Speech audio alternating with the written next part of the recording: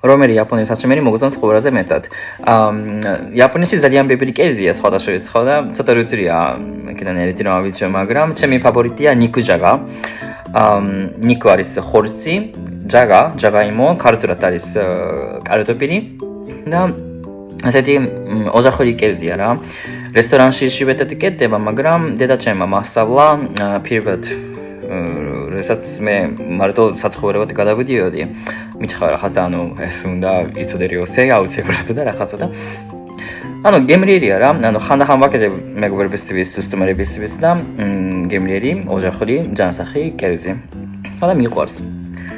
და ქართული საჭმელი, იაპონიის საჭმელი არ არის, მაგრამ რამდენიმე ხნის წინ მეგობრებთან ერთად ვიყავით, წავიდით რესტორანში, ქართულ სამზარეულოში და პირველად ვნახე ფერამოჩი, ფერამოჩი ხო გაქვთ თქვენ და მოჩი, იაპონური ერთ-ერთი საჭმელია, ბრინჯისგან გაკეთებული, ესეთი ბურიტისნაირი რო არის. საახალწლო პერიოდშიც ვჭამთ ხოლმე იაპონიაში და ამის რაღაც კომბინაცია, ფერამოჩი რა გამიკვირდა და თან გამიხარდა რომ რაღაც შექმნეს ესეთი იაპონიისა და საქართველოს ერთობლივი დესერტი.